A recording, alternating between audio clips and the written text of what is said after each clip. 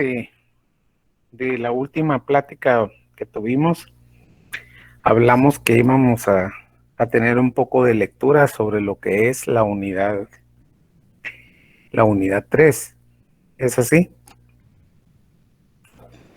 Sí, ¿Estamos licenciado. ahí? Bueno, entonces la unidad 3 se refiere a lo que es las ramas de la economía. Y entonces el día de hoy vamos a comenzar. Les di también una hoja para que ustedes ya tuviesen. Voy a empezar a grabar. Permítanme un segundo, porfa.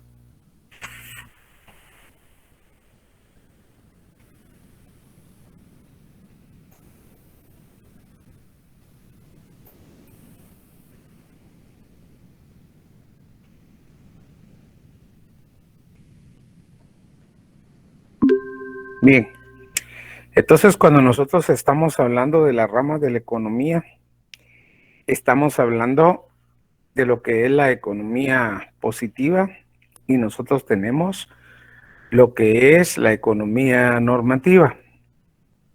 Bien, básicamente estas ramas, ¿qué es lo que, qué es lo que estas ramas realmente o para qué sirven estas ramas? Primero, para hacer una sistematización de estudio de lo que es propiamente la economía. ¿Cuál es su secuencia, verdad? ¿Cómo arranca? ¿Cómo se puede interpretar la práctica cotidiana o la vivencia real o cómo se vive en la realidad, verdad? ¿Cómo se pueden estudiar fenómenos? ¿Cómo se pueden elaborar leyes? ¿Cómo se pueden elaborar normativas? ¿Y cómo se pueden dar aquellas salidas o aquellos beneficios cuando una sociedad enfrenta, enfrenta situaciones que requieren atención de parte de parte de las personas responsables? O sea, vamos a ver cómo logramos dividir nosotros la economía como tal y cómo vamos a darle ese seguimiento o cómo hay ese enlace o ese entramado entre entre estas ramas de la economía. Bueno, en términos generales, pues sirven para poder interpretar, estudiar, conocer la realidad económica de una sociedad. Dentro de esto tenemos que la economía, la economía básicamente es positiva y hay economía normativa. Dentro de esto, por favor, me gustaría que alguien leyera ahí lo que es básicamente la economía positiva y cómo se divide la misma economía positiva.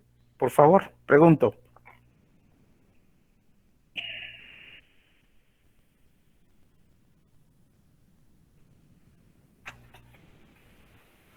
Buenas tardes, licenciado.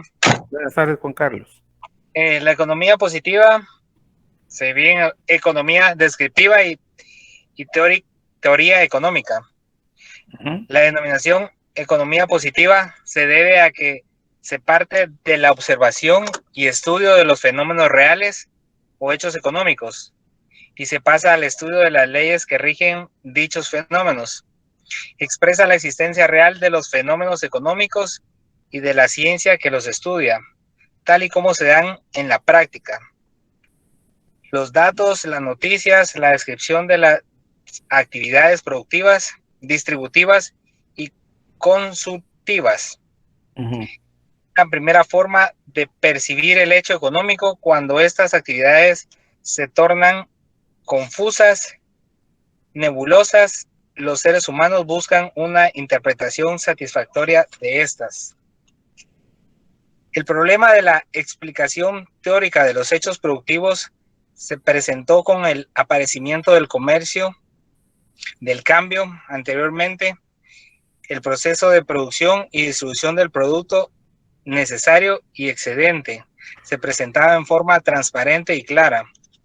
Con el aparecimiento de la actividad mercantil y después del dinero, la forma de apropiación y la lucha por el reparto del producto excedente se oculta, no se aprecia a primera vista, como el esfuerzo productivo no coincide con el nivel de satisfacción de las necesidades. La teoría económica se convierte en una ciencia con el advenimiento del capitalismo industrial, pero desde que se dan los primeros esfuerzos por sistematizar la teoría económica, va infinitamente vinculada a la tarea descriptiva. Tenemos la economía descriptiva. Es la narración de los acontecimientos económicos tal y como se presentan a los observadores y la presentación de los datos estadísticos en este campo. Es el primer reflejo cognoscitivo que se tiene de esta disciplina. El contacto sensorial con la realidad a través de la presentación de los hechos, de las noticias y de los datos estadísticos que manifiestan el comportamiento de las variables económicas o bien hechos sobre un tema particular. Estos datos pueden expresar problemas económicos de acuerdo a Rossetti. A la fase descriptiva acompaña el sentido común, un entendimiento superficial y la credibilidad. La teoría económica es la explicación lógica de las relaciones que existen entre los fenómenos económicos. A diferencia de la descripción, conlleva un proceso lógico de abstracción y en la medida que se adquiere el carácter científico y profundidad, conlleva un riguroso método de estudio para llegar a revelar leyes y conceptos que reflejan fielmente la realidad. La ciencia económica es denominada economía política y su definición depende de la corriente que la enfoca. La elaboración de un conjunto de conocimientos sistemáticamente elaborado y experimentado permitió el paso del sentido común a la ciencia. No toda la explicación es científica. Para que sea ciencia, es menester que la economía política cumpla con los siguientes requisitos. Coherencia, es decir, que los conceptos, principios y leyes estén debidamente sistematizados, concatenados y ordenados. Consistencia, o sea, que la teoría tenga validez en el tiempo y en el espacio y se base en un marco metodológico adecuado. Objetividad, debe partir de la observación de los hechos reales y que los refleje lógicamente, intelectualmente de manera verídica. Por último, su autonomía, que posee su propio campo de estudio. La microeconomía y macroeconomía. Paremos ahí. Muchas gracias. Vean pues. Básicamente, tenemos nosotros la división. Primero, las ramas de la economía son dos. Primero, es la economía positiva y luego va a ser la economía normativa. Bien, esa es la gran división. La economía positiva se divide en economía descriptiva y teoría económica, ¿sí? Y de la economía normativa se desprende lo que es la política económica. Bien, ahora, si nosotros decimos en términos generales, la economía positiva expresa la existencia real de los fenómenos económicos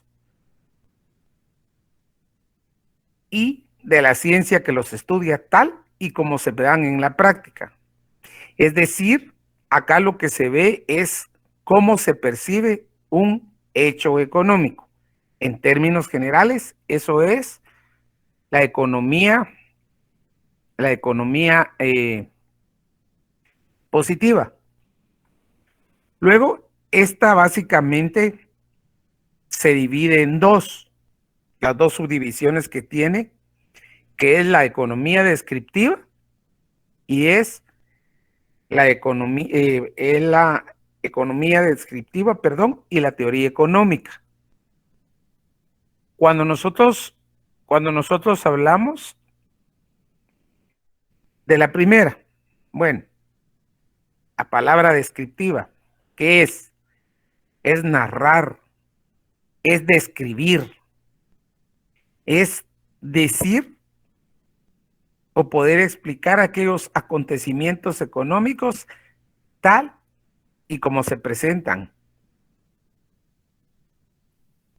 que se reflejan a través de la presentación de datos estadísticos en el campo que le corresponde, que es el campo económico. Cuando se dice que ese es el primer reflejo cognoscitivo que se tiene de esta disciplina. ¿Qué quiero decir yo con esto? Bueno, veamos, ¿qué está pasando ahorita? Combustible. Sí, Jorge González. Disculpe, licenciado, no me di cuenta que se me había marcado el teléfono, perdón. Vale. Entonces, ¿qué tenemos? Bueno, tenemos nosotros acá, ahorita podemos describir algo. ¿Qué está golpeando ahorita? ¿El combustible, sí o no? Eso está golpeando. Eso trae como consecuencia un incremento en la canasta básica. Eso trae un aumento en lo que es las carnes, en lo que es la leche, en fin, todo aquello que ustedes puedan imaginar. Entonces, nosotros solo describimos, bueno, el costo de vida. Nosotros solo describimos, bueno, ¿de dónde viene esto? Se origina incremento de combustible, pero nosotros decimos, bueno, solo damos la narración y explicamos tal y como se está presentando, ¿verdad? Pero con solo describir un hecho,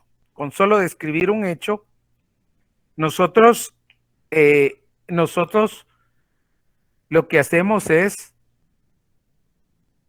ponerlo, como dicen, a la vista. Y la estadística la podemos sacar porque el incremento del combustible que ha traído, y no me van a decir, ¿el pan está más caro o no? Estoy hablando de producto básico, ¿verdad? Sí, también las tortillas. Todo. Entonces, todo subió, todo. Todo. Pero busquemos la causa, ¿cuál es? ¿Ustedes creen que el incremento de eso se debe solo al aumento de lo que es propiamente el combustible o es el coletazo de esa recesión que viene de las economías grandes y que afecta a las pequeñas? ¿Ustedes creen que esto solo es consecuencia de la guerra que está pasando ahorita entre Rusia y Ucrania o hay otra cosa más ahí? Hay otra cosa más. Hay otra cosa más. ¿Cómo qué? Ahí se están aprovechando del tiempo porque tengo entendido, Lee, que cuando se compra el combustible se compra con un tiempo de anticipación y se supone que este combustible fue comprado aproximadamente 8 o un año atrás y ahorita ellos están como aprovechando de la situación en la que nos encontramos, todo de la corrupción. ¿Qué opino, verdad? A ver, por ahí, ¿alguien más?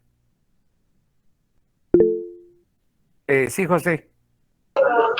También yo estaba leyendo en un artículo, obviamente en internet se encuentra de todo, pero según dicen de que Guatemala actualmente cuenta con el precio más alto en combustibles, cosa que hasta en otros países creo que tienen el precio más bajo.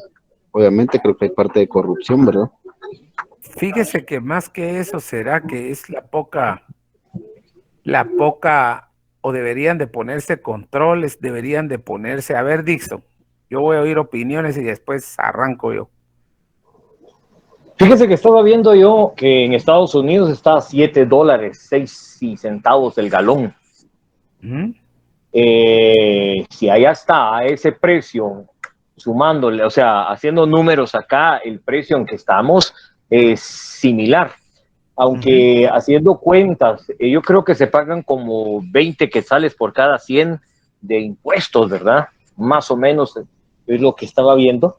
Y obviamente, aparte de que no solo está cara la gasolina, también otro factor que influye en todo esto del aumento es que las gasolineras no tienen un control para exigirles que las bombas estén en punto y que estén dando cabal. O sea, hay un margen también en eso. Y aparte, como decían los compañeros allá, la gente aquí se aprovecha. O sea, a la gasolina que la compraron barata al principio la empezaron a dar cara. Entonces, y falta de control, creo que del gobierno, de la DIACO y no sé quiénes más estarán en esto. Sí, pues gracias. Sí, Alison.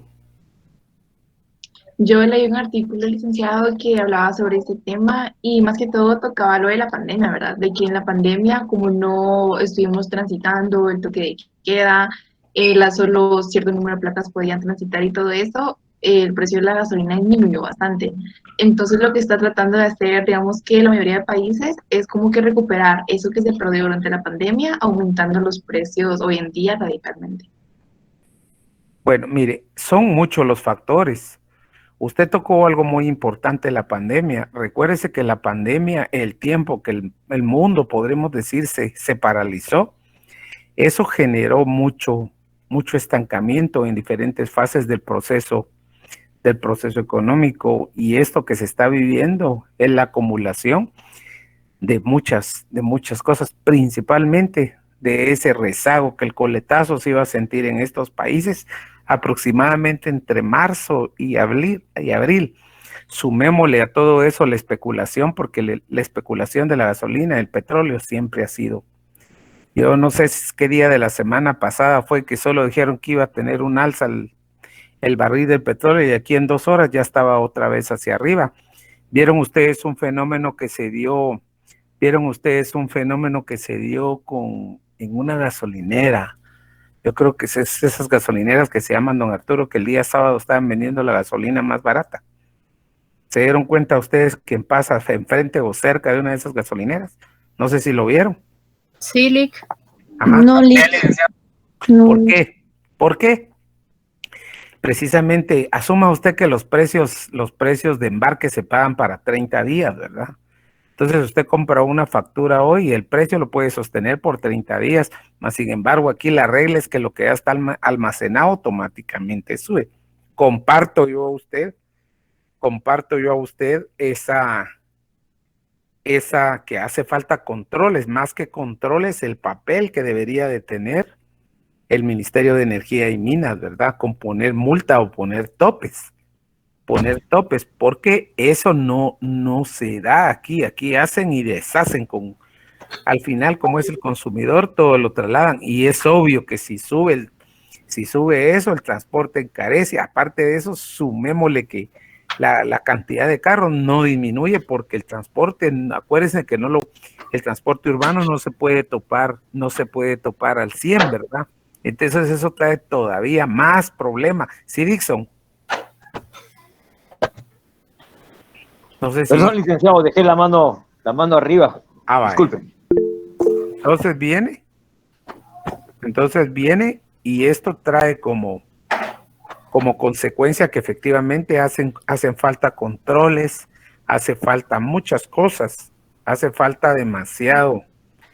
Yo les podría decir conciencia. No sé si vieron ustedes que el Congreso está tratando de hacer una ley que le ponga un tope al precio de la gasolina, porque esto va a seguir subiendo. Y el problema que, como les repito, la pandemia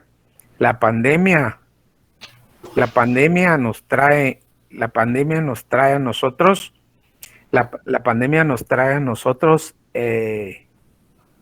otras cuestiones que ya venían acumulándose en el país. Esto es grave, porque yo creo que la canasta está alrededor de los 6,000 mensuales, no sé a cuánto podría estar ahorita, ¿verdad? Pero desgraciadamente no hay medios de transporte y el trabajador tiene que seguir trabajando. Entonces ahorita venimos nosotros. Sí, Walter. Celic, buenas tardes. Una pregunta. ¿Por qué no hace el gobierno actual como hacía el gobierno de Portillo? Que cuando subían el CACIF, subía los precios del azúcar, por ejemplo, el gobierno compraba en otro país que sí hay producción de azúcar. Por ejemplo, México tiene refinerías de combustible. ¿Por qué no comprar a México combustible para darlo más barato aquí en Guatemala? Esa es mi pregunta, Lick. Porque fíjese que el problema aquí es usted me está hablando de las famosas licencias de contingencia que se llama, ¿verdad? En el pollo también lo han hecho, pero en esto sí es un poquito más complicado porque existe una organización. Aquí lo único que tendrían que hacer es lo que hicieron, miren el fenómeno de Venezuela, cuando quisieron aislar a Venezuela, lo que hicieron los países petroleros fue aumentar la producción. Entonces, cuando aumentaron la producción, esto lo que vino a traer como consecuencia es que la gasolina se pusiera barata, ¿se recuerdan ustedes? Porque había demasiada oferta de petróleo. Entonces, ¿qué pasa? Aquí lo que están haciendo es produciendo menos. Y eso lo pueden ver ustedes. No es sencillo porque aquí tendría que intervenir. Aquí tendrían que no decir, bueno, le vamos a comprar a México. No crean que es fácil. Se ve, pero el problema es que se necesitaría tomar decisiones, como usted lo dijo en ese gobernante, y mire cuál fue su consecuencia que él tuvo por haber hecho eso. ¿Se recuerdan el famoso Jueves Negro, no? Sí se recuerdan ustedes de eso, ¿verdad? Jueves Negro fue cuando mataron un periodista y todos se acusaban que eran infiltrados del FRG. Sí, era el famoso, era conocido como X en los canales 7, pero deje eso. ¿Cuál fue la consecuencia después? Que el presidente estuvo preso. ¿Se recuerdan? Fue cuando lo extraditaron, no, ¿verdad? Fue antes. Aquí también estuvo preso en Guate. Aquí estuvo preso y después se lo llevaron. Pero la razón es esa, no es sencillo. Y máxime que esas gremiales son organizadas. Lo que sí creo yo es que a nivel mundial son los países grandes los que deciden si aumentan la producción de petróleo. Porque miren, Estados Unidos, a pesar que sí está cara la gasolina, porque en Estados Unidos esos precios no se minaban, pero Estados Unidos la ventaja que tiene es que tiene mucha reserva, pero no la usan. Ellos no gastan su petróleo, ahí está. Ellos prefieren seguir comprando, ¿verdad? Entonces recuérdense que todos esos problemas lo que provocan es como el problema que se está dando, no es que el petróleo no esté escaso, el petróleo ahí está. Lo que pasa es que lo que están haciendo ahí influye mucho la especulación también, ¿verdad? Pero esto la pandemia hizo mucho daño.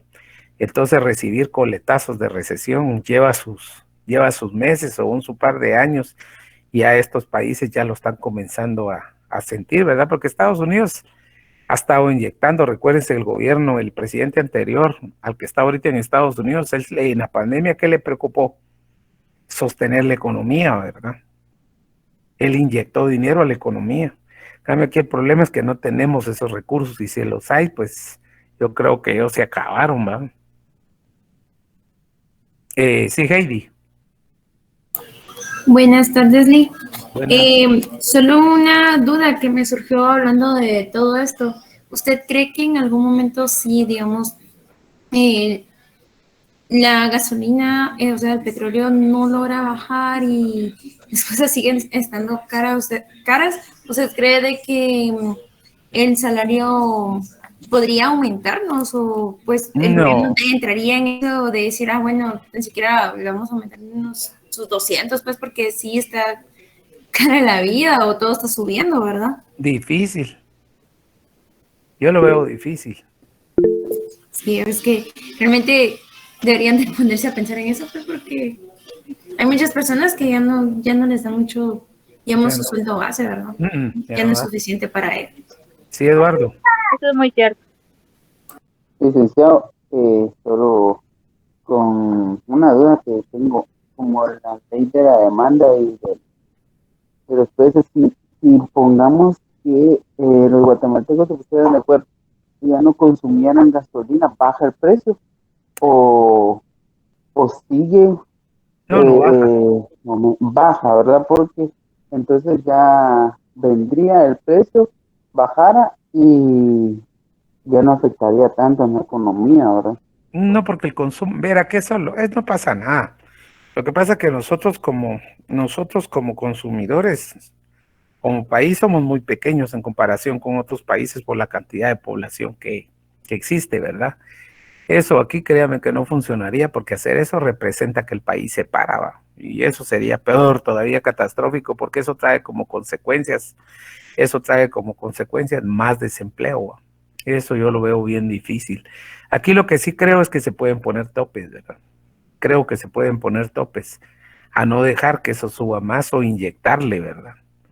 Y como le digo, una petición que los únicos que pueden resolver esto en este momento, pues son los productores de petróleo, que si aumentan la oferta de petróleo, pues ahí tiende a bajar, a estabilizarlo un poco. Porque yo no le encuentro sentido,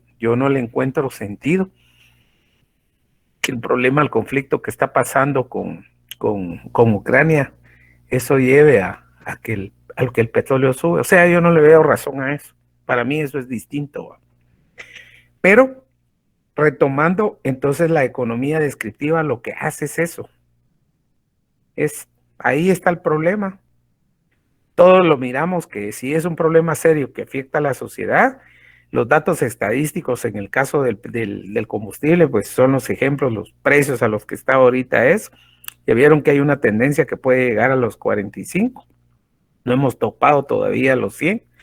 Entonces, ¿qué se hace?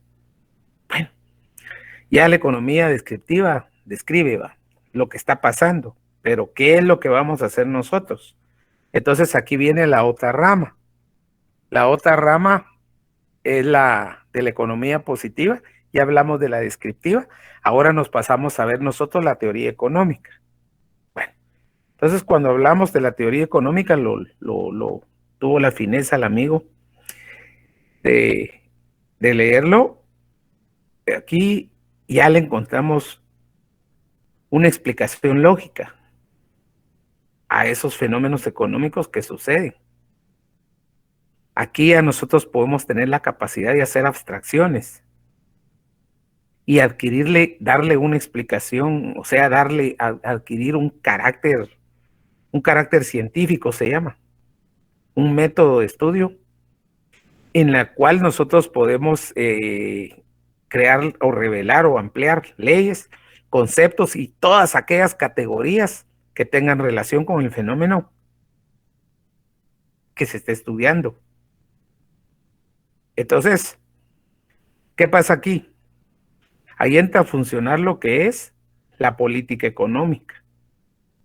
Cuando nosotros hablamos de la economía política en primera instancia, estamos hablando que le vamos a dar un concepto real. Pero para que esto exista, nosotros tenemos que tener ciertos requisitos, que los dijo el compañero también, que es la coherencia, la consistencia, la objetividad y la autonomía. Bueno, cuando hablamos nosotros de coherencia, ¿de qué estamos hablando? Que todos esos conceptos, las categorías y las leyes económicas estén debidamente sistematizados, concatenados y ordenados. ¿Qué quiere decir eso? Que para hacer un estudio y hacemos una serie de pasos, del paso 1 no nos podemos ir al 3 si no pasamos por el paso 2. Y el paso 1 tiene que tener coherencia con el paso 2 y así sucesivamente.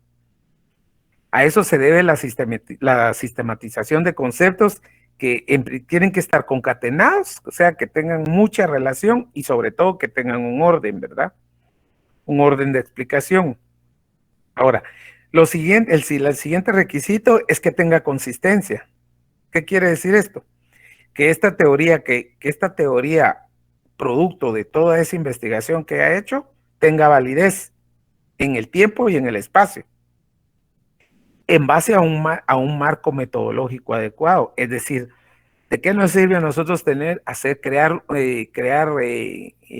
ahí sí que como dicen la receta, crear nosotros la receta para poder corregir un fenómeno económico, para poderlo describir racionalmente? Es decir, cuando ya hay razón lógica para describir un fenómeno, es porque ya existe un marco conceptual, un marco metodológico, pero que se dice que tenga validez en el tiempo y en el espacio. No vamos a hacer ahorita y vamos a poder resolver eso hasta dentro de 2 años, y tal vez el fenómeno ya pasó, porque simple y sencillamente los países petroleros deciden aumentar la oferta de petróleo, entonces el precio se cae y todo lo que venimos haciendo nosotros, eso ya no tiene validez, porque ya pasó el tiempo. Y ya, como dicen, el espacio es lo que está afectando, que el combustible, sí, definitivamente, se dice espacio, porque tenemos que ver qué parte es la que afecta, y en este caso, pues lógicamente es a nivel país, es a nivel república, porque afecta en todo, en todo. Entonces, luego, ¿qué? Tiene que existir objetividad. Bueno, ¿esto qué quiere decir? Que partimos siempre de la observación. Vamos a partir de los hechos reales, es decir, los que podemos ver en la parte descriptiva, y que estos hechos reales reflejen de manera verídica la realidad que se está viviendo. Es decir, no podemos nosotros mezclar una cosa con otra, porque agarramos el problema puntual, combustible. Entonces, esos hechos reales de todas esas consecuencias que se están dando, ya la compañera lo dijo, ya el salario mínimo ya no alcanza, está por 3,000 y pico y la canasta anda por los 6,000, y esto lo va a venir a disparar más. Ya en los productos masivos de consumo básico lo pueden reflejar ustedes, que todo subió. Entonces, todo esto debe de ser objetivo, la forma de que se reflejen esos hechos reales, que tengan validez en el tiempo y en el espacio, que estén concatenados y ordenados como lo dicen los otros requisitos. Y por lógica, tiene que tener autonomía, es decir, que su campo de estudio tiene que ser propio. Si estamos hablando de combustible, si estamos hablando de los efectos de la pandemia, nos enfocamos en los efectos que la pandemia ha generado en el país en materia económica. Ahí podemos tocar préstamos, ahí podemos de la deuda, creció la del país, ahí podemos hablar nosotros del desempleo, las consecuencias que generó la causa de la pandemia. Ahorita, si estamos hablando nosotros del combustible, vamos a ver nosotros las consecuencias que genera eso con el alza del precio de los productos, una inflación que se está generando.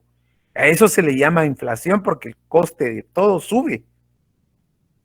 Entonces, ahí estaría la diferencia entre la teoría económica y la economía descriptiva, que la economía descriptiva narra,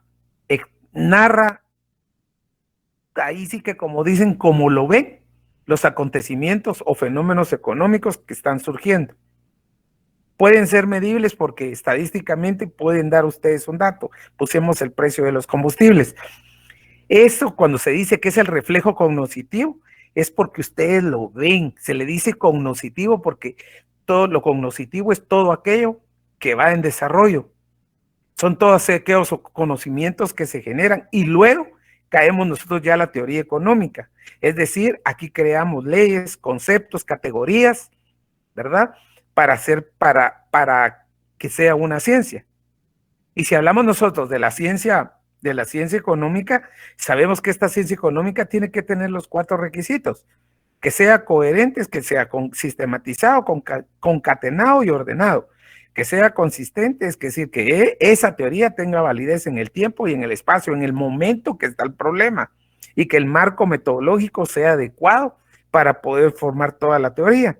Que sea objetivo es que tiene que reflejarse lógicamente el fenómeno que se está viviendo de una manera verídica. O sea que no podemos dar parámetros que sean que la medición no sea la correcta, que se le agreguen, que podamos falsear datos, ¿sí? Algunos se decían nosotros que en la pandemia se daban datos que no eran. que se manejaban muy bajas las estadísticas, tanto de las personas que fueron contagiadas como de los fallecidos, ¿verdad? Que hasta la fecha, pues, nadie ha podido probar lo contrario. Y por último, pues, que estos conceptos, estas categorías tengan su propia autonomía, es decir, que el campo de estudio sea específico. ¿Preguntas hasta ahí, jóvenes?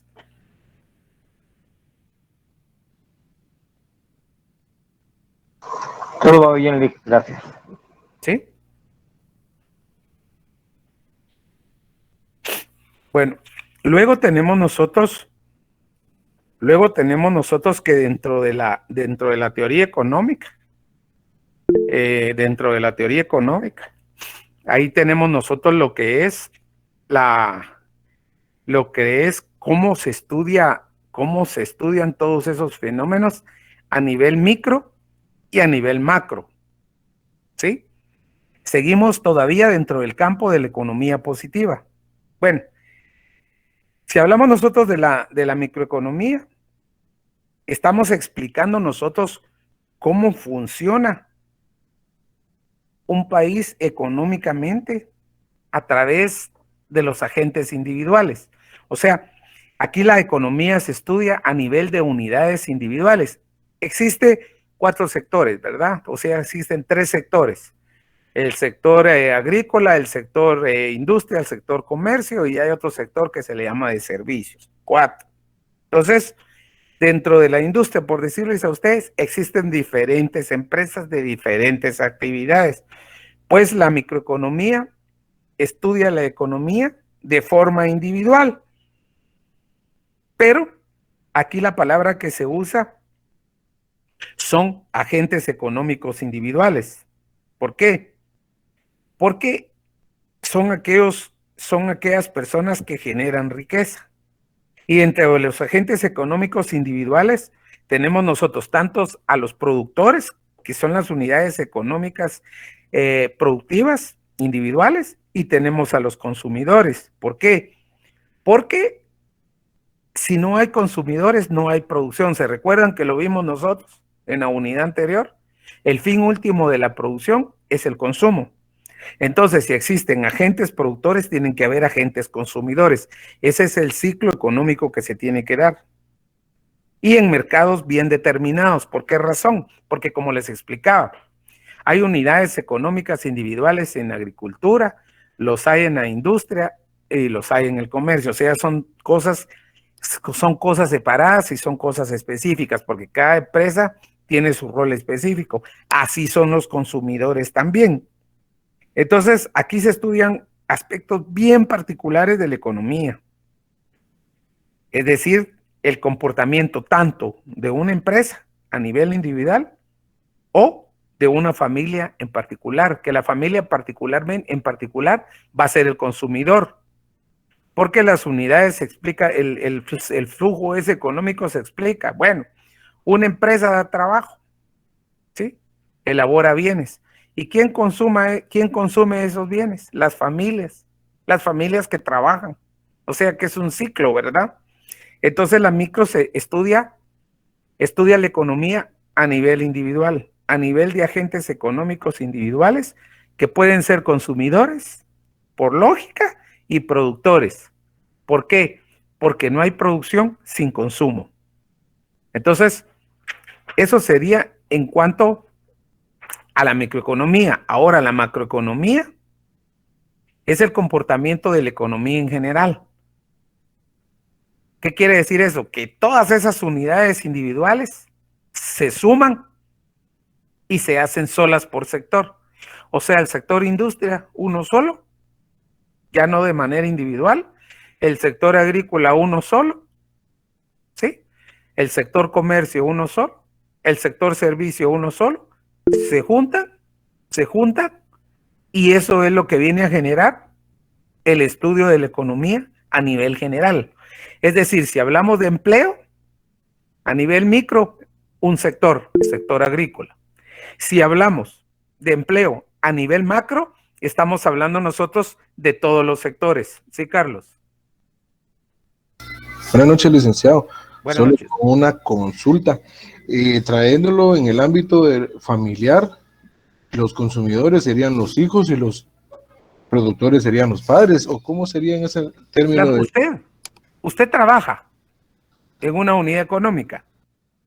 Sí, en economía se habla de unidad económica, no se usa mucho el término empresa, pero usted a la vez que aporta trabajo, usted recibe salario, y ese es su salario, su familia se beneficia, con ese su salario, su familia o su unidad familiar consume, ¿entiende?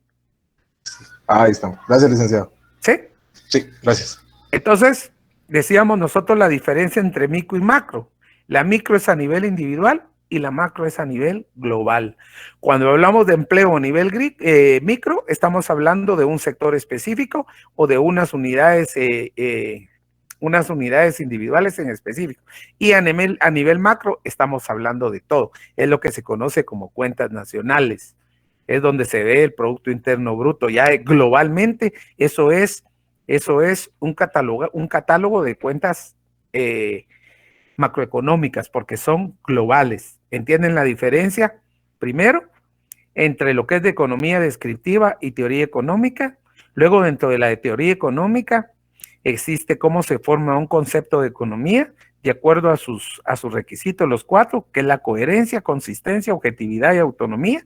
Y luego surge aquí una categoría dentro de la teoría económica que es la micro y macro.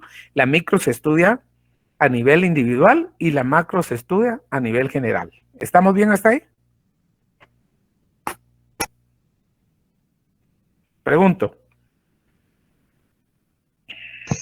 ¿Podría volver a explicarme sobre la macro? Que ese sí no mucho lo entendí. Va, póngase pues.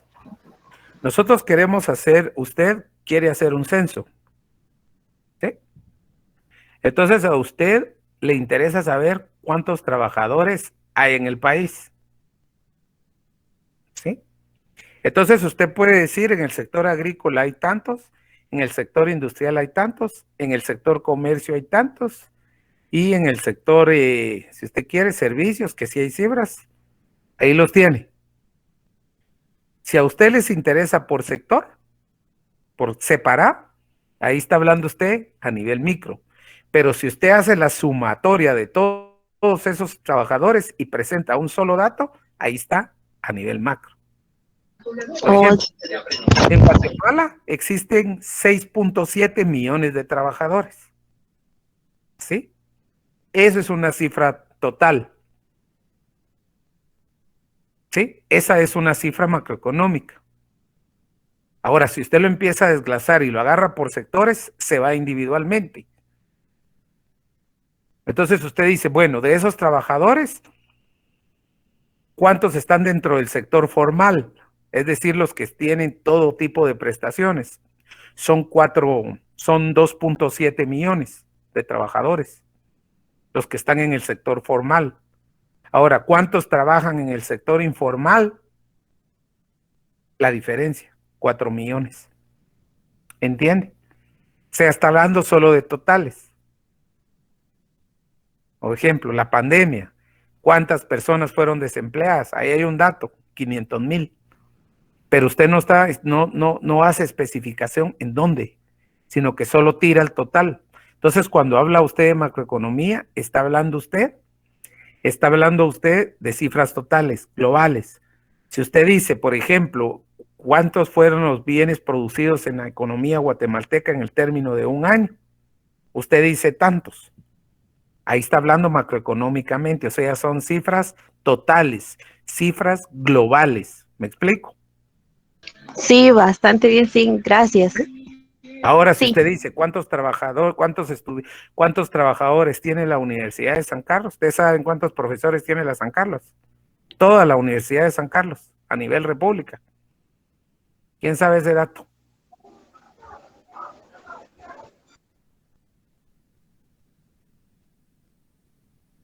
Pues la verdad, no, licenciado. Son 9,300 profesores. Es grande, ¿verdad? Pero ahí estamos dando un dato micro, porque es una unidad. ¿Me explico?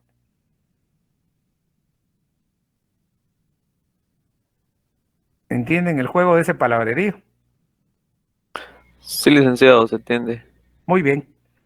Entonces eso sería en cuanto a lo que es una de las divisiones de las ramas de la economía. Repito, tiene dos: la economía positiva y la economía normativa. Dentro de la economía positiva hay otra subdivisión, que es la economía descriptiva y la teoría económica. Dentro de la teoría económica estamos agarrando nosotros, sacando la definición, qué significa la teoría económica, la definición de un concepto de economía, luego sus requisitos que debe de tener, y luego hay una subdivisión que es microeconomía y macroeconomía. Micros significa pequeño, macros significa grande. Y luego nos queda la otra división que va a ser la economía normativa. Bueno, cuando hablamos nosotros de la economía normativa, por favor que alguien la lea.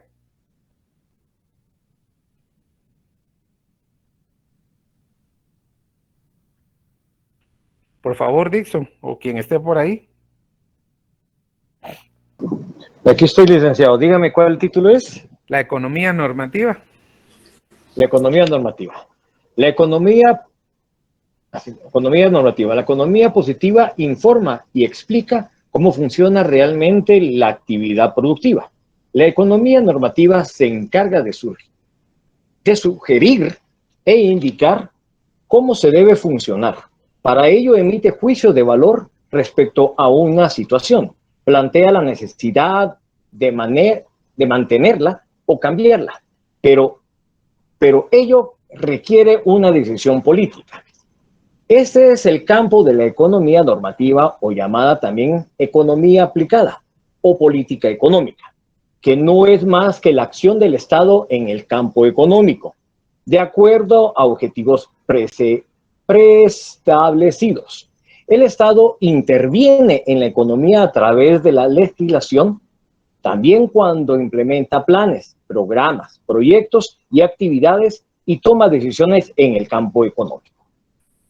Bueno, entonces veamos pues, esto ya nos clarea más.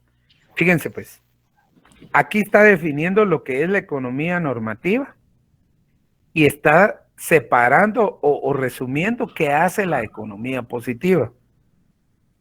O sea, la economía positiva en términos generales informa y explica cómo funciona la actividad productiva de un país. Y la economía normativa se encarga de sugerir e indicar cómo debería de funcionar, emitiendo juicios de valor respecto a esa situación que se está viviendo, ya sea manteniendo el funcionamiento económico o, en su defecto, modificarlo. Y esto lógicamente ya es una decisión, dice, política. Entonces, pregunto yo a ustedes, a través de la política económica, ¿el Estado puede modificar el funcionamiento de la actividad económica? ¿Qué es la política económica? Es una política pública. Y una política pública no es más que un instrumento que utiliza el Estado para poder intervenir en cualquier rama que le competa. Es decir, existen más de, si no estoy mal, son un poquito más de 66 políticas públicas.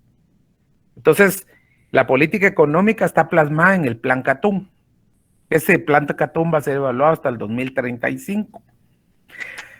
Pero si el Estado interviene, alguien dijo por ahí, mencionó la DIACO, alguien mencionó por ahí si el Estado no podía intervenir, efectivamente sí lo puede hacer a través de una política pública, que eso le sirve al Estado para poder intervenir en cualquier actividad, ya sea económica, de seguridad, de salud, de higiene, de lo que sea. O sea, ahí están plasmadas.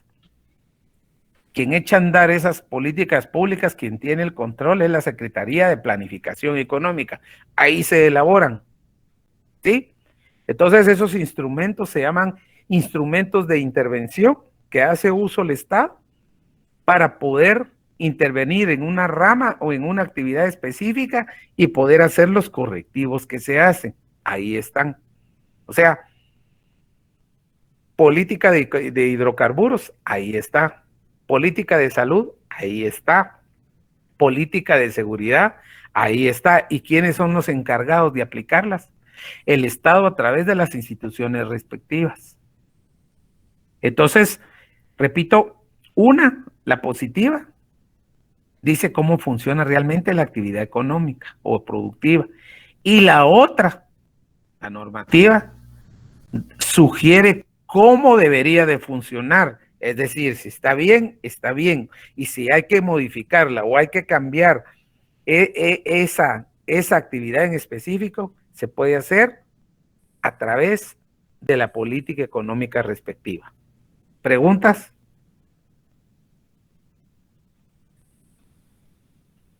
¿Pregunta? Ejemplos. Política de salud. Bueno, ¿quién fue el ente rector para echar a andar lo que es la lucha contra la pandemia? ¿Quién fue el ente rector? ¿El Ministerio de Salud? Exactamente, es el ente rector. ¿Sí? ¿Se recuerdan ustedes que en muchas declaraciones lo dijo el presidente? Ahí está el Ministerio de Salud. Ellos implementaron lo de la cuestión del hacer los hisopados, ellos implementaron lo que es la vacunación, ellos implementaron lo que es dar el medicamento a las personas que estaban padeciendo. Ahí están los centros, el centro que habilitaron aquí ¿cómo se llama aquí en el Parque de la Industria? Y en fin, eso es una política pública que le competiría al Ministerio de Salud. Pues para el lado de la política económica, ¿a quién le corresponde? ¿Quién creen ustedes que es el ente rector? Ministerio de Economía. Ministerio de Economía. Desde ahí deriva todo, de ahí ordena, ¿va? ¿Cuál es específicamente el problema? En el caso del combustible, ¿a quién le corresponde? Energía y minas. Exactamente. Cada ministerio tiene sus propias políticas, las políticas agrarias, las políticas que tienen que ver al área rural le corresponden al Ministerio de Agricultura, Ganadería y Alimentación.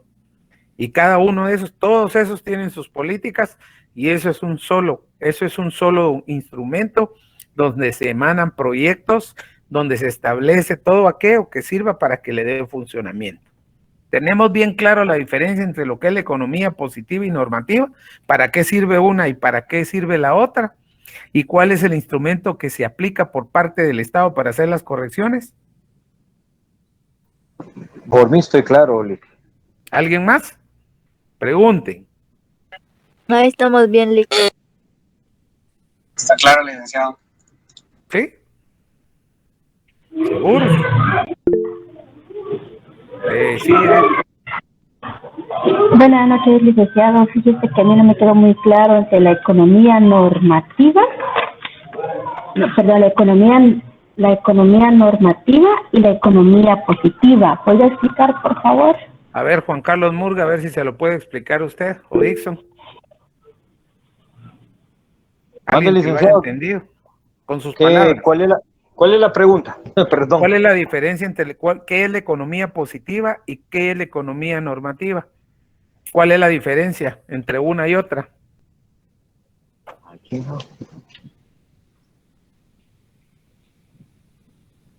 La normativa es la que va por normas, o sea, normas, ¿cómo explicarlo?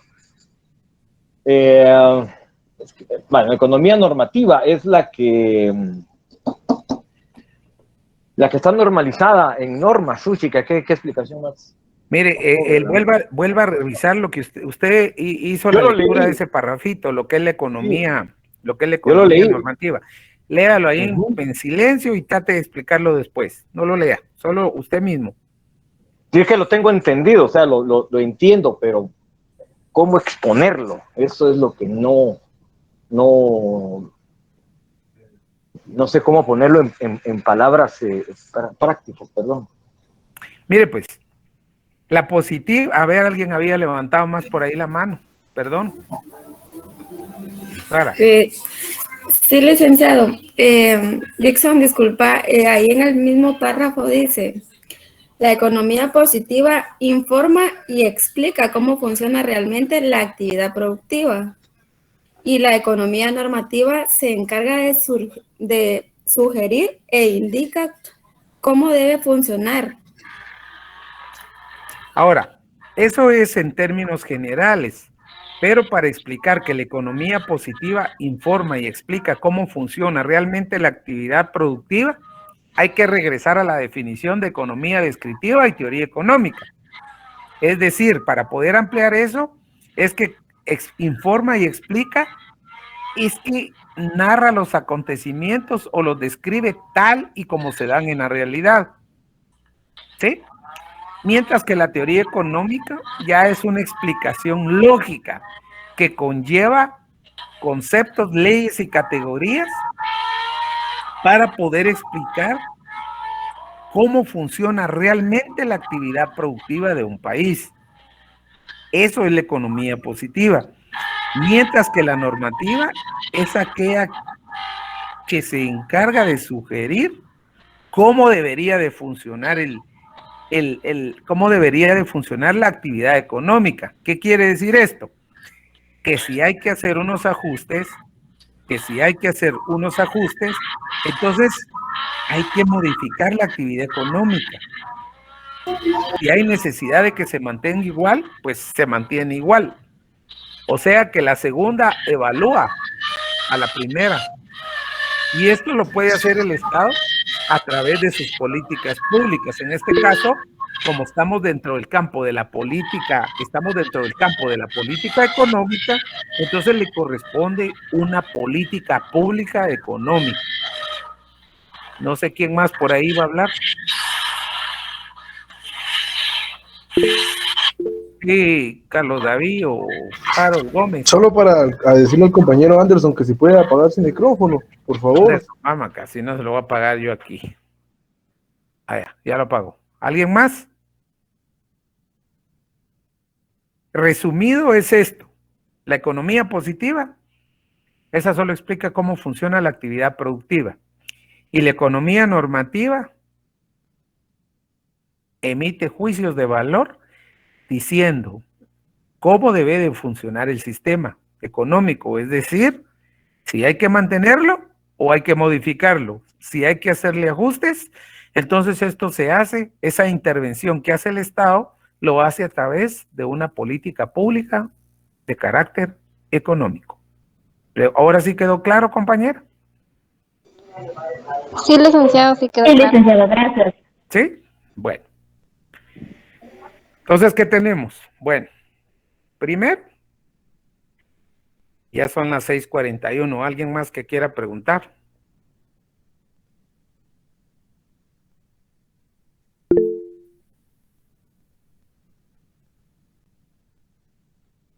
¿Alguien más que quiera preguntar? Licenciado, disculpe, ¿algún ejemplo que podría englobar todo esto en esa situación que estamos viviendo ahorita? Por ejemplo, está funcionando ahorita la política pública de hidrocarburos. ¿Qué está haciendo el ministerio? Por favor, ese micrófono. Por ejemplo, la gasolina. ¿Tuvo que haber intervenido ya el Estado para ver cómo frenar eso, sí o no? Con crearle un tope. Con crearle un tope al precio de la gasolina que corresponde a Energía y Minas. Ahí tenemos ¿qué está pasando ahorita? Nada. Solo están dejando que el precio fluya y que sea el mercado externo el que lo regule, pero eso no va a ser así, porque repito, anuncian hoy en la noche, fíjense pues, anuncian hoy en la noche que el precio del combustible sube un quetzal más, póngale, sube $1 o $2 el barril, ya mañana ya subió 50 centavos aquí, o si no es que a medianoche ya cambian otra vez el precio, y eso no es así.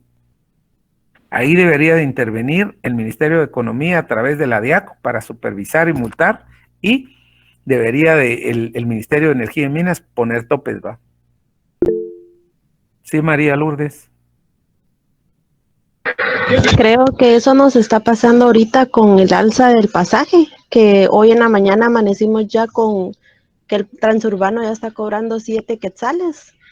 Entonces siento yo que ahí ya la economía pues nos baja un montón, a pesar de ¿Cuánto que estaba? Perdone, ¿a cuánto a estaba? 5, a Imagínate. 5. Ajá. Es lo que yo le digo, que entonces si sube una cosa hoy, automáticamente sube la otra. Pero el problema real ahí es el combustible. Eso encarece todo. Sí, Dixon.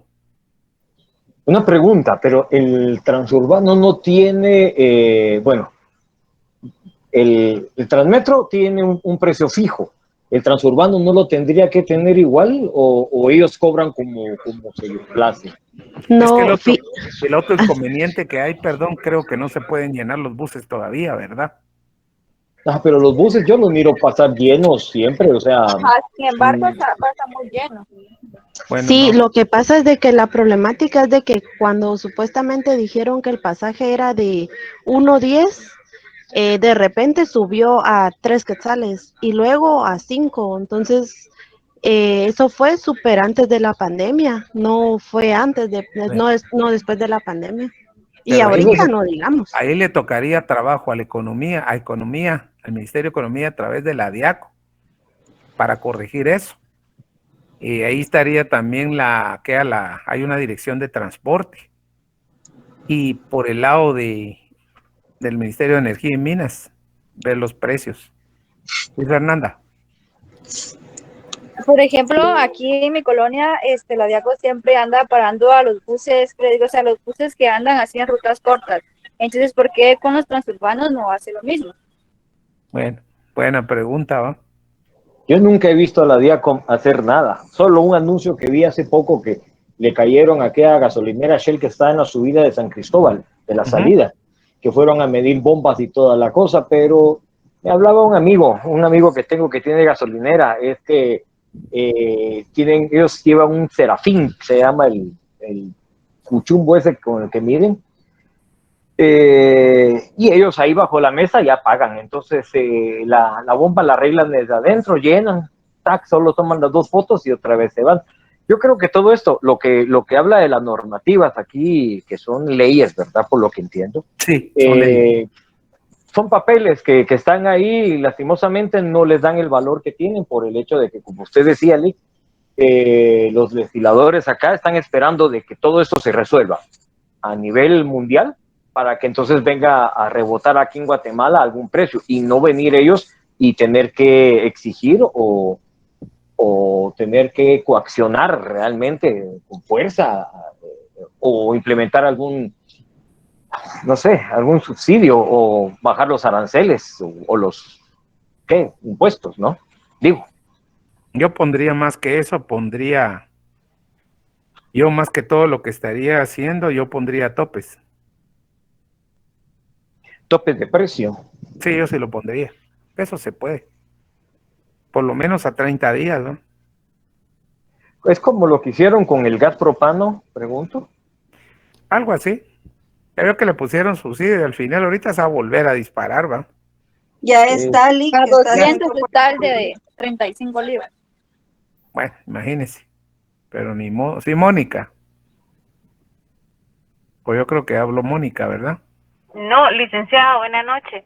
Buena. Disculpe, fíjese que yo analizando lo que usted comenta de que usted pondría topes, fíjese que prácticamente serviría como el salario mínimo, por ejemplo, de que como es un mínimo, para muchas empresas es el máximo que pagan, ¿verdad? Entonces con un tope, por ejemplo, que no puede pasar de 40 quetzales, entonces dejan fijo el precio del combustible en 40 quetzales. Yo creo que lo que tendríamos que hacer es regular primero los precios, porque es que mire, ejemplo, cuando usted le pone un tope, yo no voy a permitir que lleguen hasta 40, ¿verdad? El precio real se mide con la factura existente del último embarque que entró de fecha tal al precio que lo venden. Y una prueba bien simple era lo que pasó el fin de semana el sábado. Y estaban vendiendo a 35 el galón de gasolina, porque se podía y todavía había ganancia. No Sí, vayan es a creer que correcto. no vayan a creer que cualquier gasolinero hace eso, cualquiera persona que tenga un expendio de gasolina, no, porque se le tire encima la gremial, ¿verdad? O sea, es complicado, pero al ponerle topes que ya no debe de subir más, porque esto va a seguir subiendo.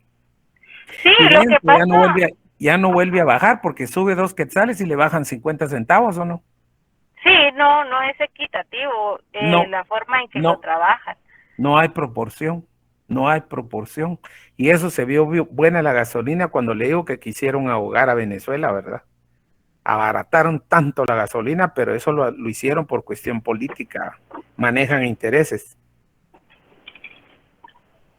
Lo único malo es que no le suben al salario.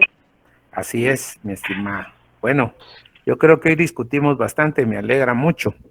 Entonces vamos a dejar ahí la clase y nos estamos viendo el día miércoles. Pasen feliz noche. Feliz noche, licenciado. Buenas noches.